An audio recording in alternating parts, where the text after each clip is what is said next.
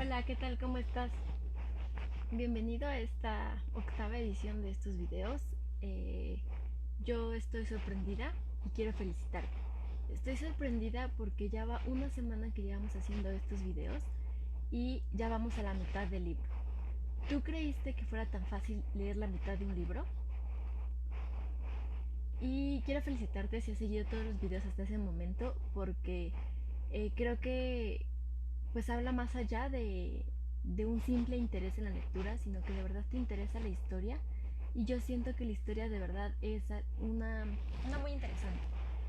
Las películas de Narnia eh, en realidad son los siguientes dos libros, y ni siquiera son los siguientes dos libros consecutivos. Son, me parece que el segundo y el cuarto libro. Entonces, creo que aunque eso nos ayuda a darnos un panorama, una idea de lo que está hablando, perdón, y un quinto libro también, no es toda la historia completa. Y esta creo que es el inicio y es importante para conocer todo este maravilloso mundo de Narnia. El día de hoy leeremos el octavo capítulo de este, El sobrino del mago. Vuelvo a mostrar el libro. Y bueno, sin más que decir, comenzamos con la lectura de este octavo capítulo. Capítulo 8. La pelea junto al faro. Así que eres emperatriz, ¿no? Ya lo veremos, dijo una voz. Luego, otra voz gritó: 3 hurras por la emperatriz de Colney Hatch. Y varias voces se le unieron. Un cierto sonrojo apareció en el rostro de la bruja y ésta hizo una leve reverencia. Pero las aclamaciones se apagaron para dar paso a estruendosas carcajadas y comprendió que solo se burlaban de ella. Su expresión se alteró y pasó el cuchillo a la mano izquierda. Luego, sin advertencia previa, hizo algo que resultó un espectáculo terrible. Con agilidad, como si fuera lo más normal del mundo, alargó el brazo derecho y arrancó uno de los brazos del faro. Puede que hubiera perdido algunos poderes mágicos en nuestro mundo, pero no había perdido la fuerza. Era capaz de romper una barra de hierro como si se tratara de una barrita de azúcar, y arrojó su nueva arma al aire. Volvió a atraparla, la blandió e instó al caballo a que siguiera adelante. Ahora es la mía, pensó Diggory. Se introdujo a toda velocidad entre el caballo y la barandilla y empezó a avanzar. Si al menos el animal se quedara quieto un instante, podría sujetar el talón de la bruja. Mientras corría, escuchó un escalofriante estrépito y un golpe sordo. La bruja había descargado la barra sobre el casco del jefe de policía. El hombre se desplomó de golpe. «¡Deprisa, Diggory! Hay que detener esto», dijo una voz junto a él. Era Polly, que había bajado corriendo en cuanto le permitieron levantarse. «Eres una amiga de verdad», dijo Diggory. «Sujétate a mí con fuerza. Tendrás que encargarte tú del anillo. Amarillo, recuerda, y no te lo pongas hasta que grite». Se oyó un segundo estrépito y otro policía se desplomó. Un enojado rugido surgió de la muchedumbre. «¡Derribadla! Tomad unos cuantos adoquines. Llamad a los militares». De todos modos, la mayoría se alejaba tanto como podía. El cochero, no obstante, evidentemente el más valiente, además de la persona más amable de entre todos los presentes, se mantenía pegado al caballo, regateando a un lado y a otro para esquivar la barra de metal, pero sin dejar de intentar agarrar la cabeza de Fresón. La multitud abuchó y bramó otra vez. Una piedra silbó por encima de la cabeza de Diggory. Entonces se oyó la voz de la bruja, clara como una enorme campana, y sonando como si por una vez la mujer se sintiera casi feliz. «¡Basura! Pagaréis muy caro por esto cuando haya conquistado vuestro mundo. No quedará ni una piedra de esta ciudad. Haré con ella lo mismo que con Chan, que con Felinda, que con Sorlis, que con Bramandin». Diggory consiguió por fin sujetarla del tobillo. La mujer lanzó una patada con el talón y lo golpeó en la cabeza. Y el niño, debido al dolor, la soltó. Tenía un corte en el labio y la boca llena de sangre. De algún punto muy cercano llegó la voz del tío Andrew en una especie de tembloroso chillido. «Señora, mi querida joven, por el amor de Dios, cálmese». Diggory intentó alcanzar de nuevo el talón, y fue repelido otra vez. Más hombres cayeron bajo el impacto de la barra de hierro. El niño hizo un tercer intento. Agarró el talón y se aferró a él como si le fuera la vida en eso. Y a la vez que gritaba a Polly: ¡Ya! Entonces, gracias a Dios, los rostros enojados y asustados se habían desvanecido. Las voces enfurecidas y atemorizadas habían callado, todas excepto la del tío Andrew. Muy cerca de Diggory, en la oscuridad, el anciano seguía gimoteando. No, ¿estoy delirando? ¿Es esto el fin? No puedo soportarlo. No es justo. Jamás quise ser mago. Todo es un malentendido. Es todo culpa de mi madrina. No hay derecho. En mi estado de salud, además. Una familia muy antigua del condado de Dorset. Diablos, pensó Diggory. No queríamos traerlo también a él. Caracoles, ¡qué fiesta! ¿Estás ahí, Polly?, preguntó en voz alta. Sí, estoy ahí. Deja de empujar. No te empujo, empezó a decirle él, pero antes de que pudiera añadir nada más, sus cabezas salieron a la cálida y verdosa luz solar del bosque. Mira, gritó Polly mientras abandonaban el estanque. También hemos traído al viejo caballo con nosotros, y al señor Ketterly, y al cochero. ¿En qué lío nos hemos metido? En cuanto la bruja vio que volvía a estar en el bosque, palideció y se encorvó hasta que su rostro rozó las crines del caballo. Era evidente que se sentía terriblemente enfermo. El tío Andrew temblaba. Sin embargo, Fresón, el caballo, sacudió la cabeza, lanzó un alegre relincho y pareció sentirse mejor. Se tranquilizó por primera vez desde que Diggory lo había visto. Las orejas, que habían estado echadas hacia atrás y pegadas al cráneo, regresaron a su posición correcta, y el fuego desapareció de sus ojos. Eso es, viejo amigo, dijo el cochero, palmeando el cuello de Fresón. Eso está mejor, tranquilo. Fresón hizo entonces la cosa más natural del mundo. Puesto que estaba sediento, lo que no era extraño, se encaminó despacio al tanque más próximo y penetró en él para beber. Diggory sujetaba aún el talón de la bruja y Polly sujetaba la mano de Diggory. Una de las manos del cochero estaba posada en el caballo, y el tío Andrew, todavía tambaleante, acababa de agarrar la otra mano del cochero. —¡Rápido! —dijo Polly lanzando una mirada a Diggory. —¡Verdes! Así pues, el caballo jamás consiguió beber. En lugar de ello, todo el grupo se vio sumergido en una total oscuridad. Fresón relinchó. El tío Andrew lloriqueó. —¡Qué suerte hemos tenido! —declaró Diggory. Se produjo una corta pausa, y a continuación, Polly dijo: —¿No deberíamos estar ya casi allí? Parece como si estuviéramos en alguna parte —dijo Diggory. Al menos estoy de pie sobre algo sólido. Vaya, también yo. Ahora que lo pienso, asintió Polly. Pero, ¿por qué está tan oscuro? Digo yo, ¿crees que hemos entrado en el estanque equivocado? A lo mejor esto es Charn, indicó Diggory. Solo que hemos regresado en plena noche. Esto no es Charn, dijo la voz de la bruja. Este es un mundo vacío. Esto es la nada. Y realmente resultaba extraordinariamente parecido a la nada. No había estrellas, y estaban tan oscuro que no se podía ver entre sí, y tampoco existía ninguna diferencia entre tener los ojos cerrados o abiertos. Bajo los pies tenían algo frío y plano, que podría haber sido tierra, y que desde luego no era ni hierba ni madera. El aire era frío y seco, y no soplaba viento. Mi fin ha llegado, declaró la bruja con una voz asombrosamente tranquila. Vamos, no diga eso, balbuceó el tío Andrew. Mi querida joven, se lo ruego, no diga tales cosas. No puede estar tan mal. Ah, cochero, buen hombre. ¿No llevará una botellita con usted? Una gota de licor es justo lo que necesito. Bueno, oyeron decir al cochero con voz firme y valerosa. Que nadie se ponga nervioso. Eso es lo que yo digo. ¿Alguien se ha roto algo? Bien, pues podemos dar gracias. Es una suerte, y más después de semejante caída.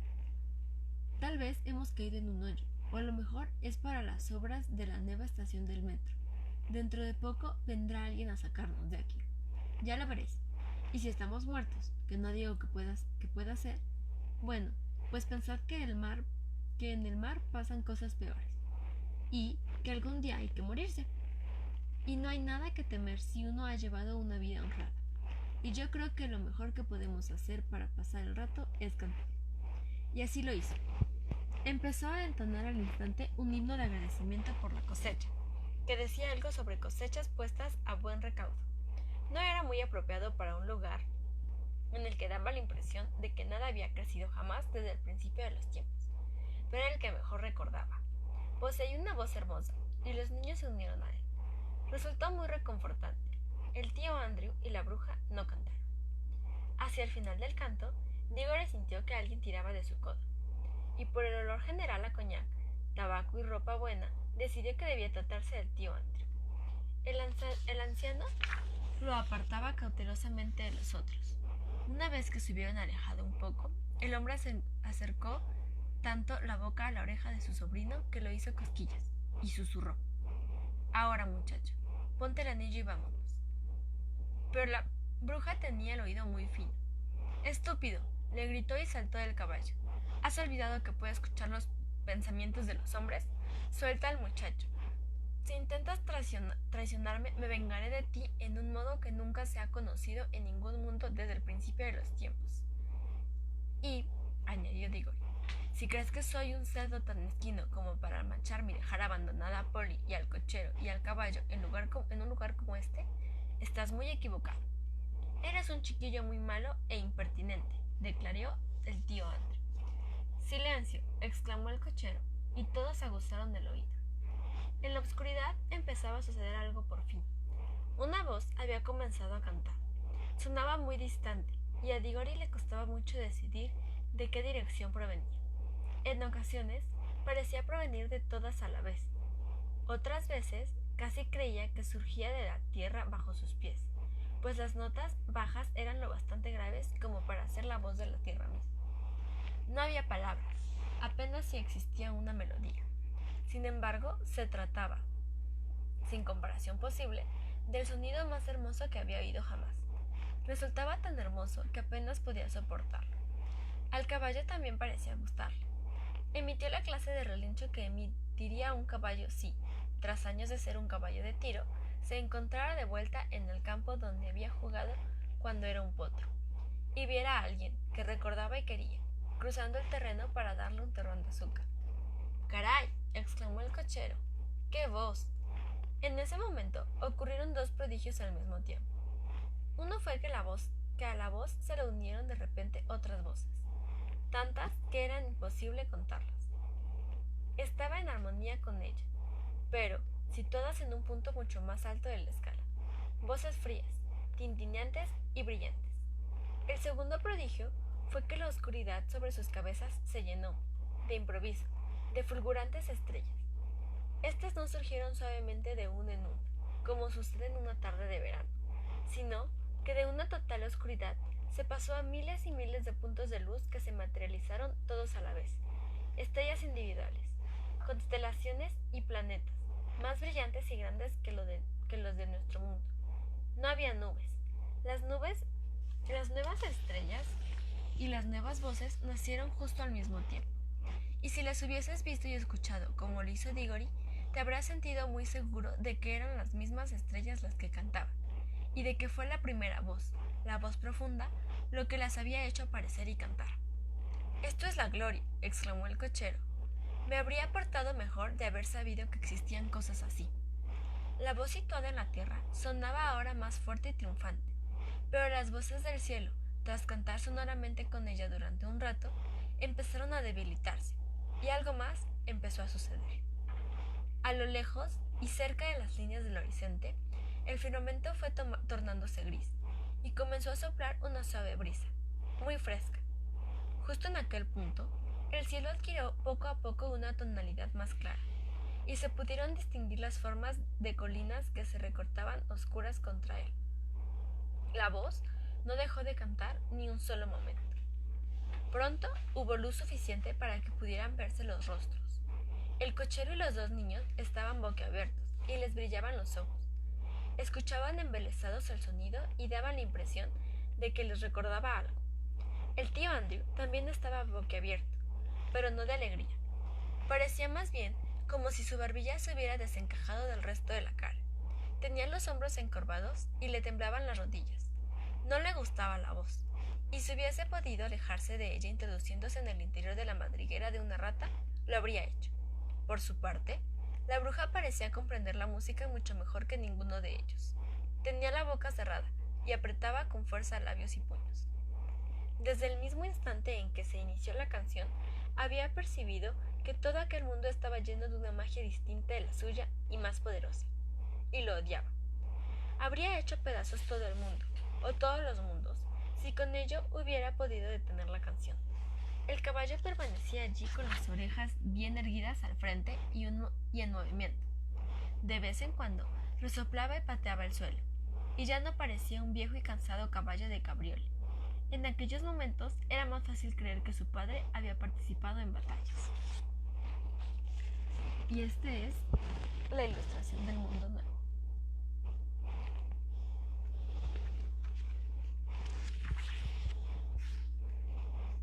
Por el este, el cielo cambió de blanco a rosa y de rosa a dorado.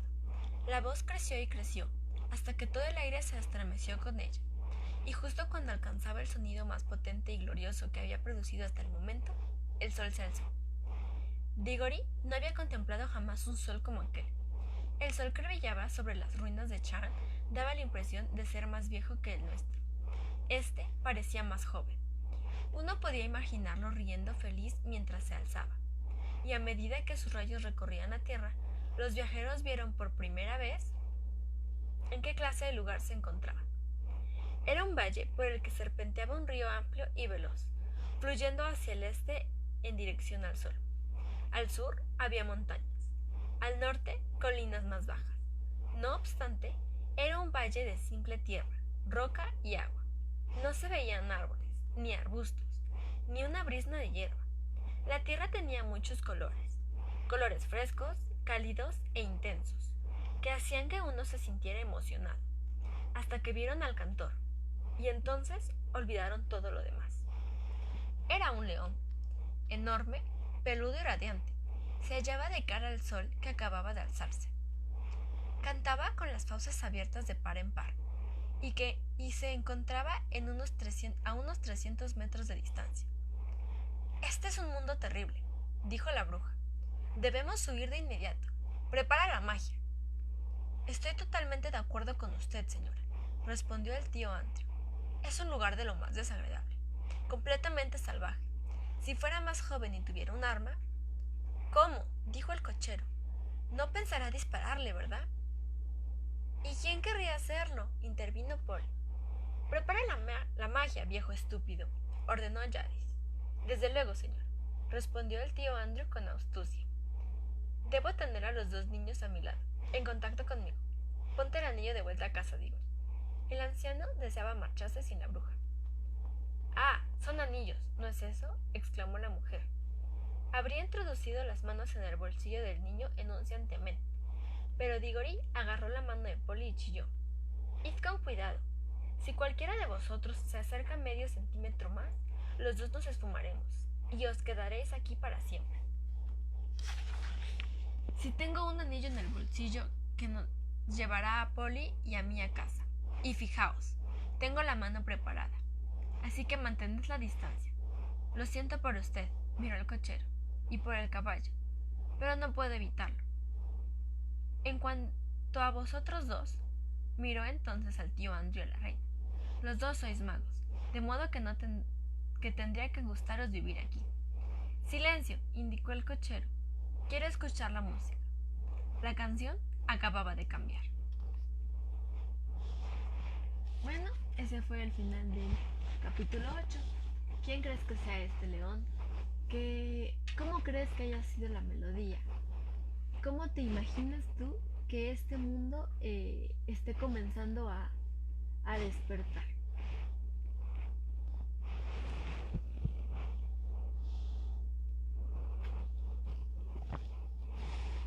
Bueno, eso es todo por el video de hoy.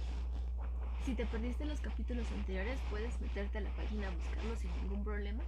Siguen completamente disponibles para ti, para que los compartas, para que los veas una y otra vez. No creas que solo debas escucharlos una vez y con eso debes entender todo. Si es necesario escucharlo o leer una página una o dos veces, está bien. Lo importante es que comprendas lo que estás leyendo y no solo escuches palabras sin sentido. En los comentarios yo dejaré el link del enlace anterior, del capítulo anterior, por si te lo perdiste. Y pues te espero el día de mañana para seguir con el 9º capítulo. Hasta luego. Recuerda que un libro es una ventana que está esperando a que la abra. Bye.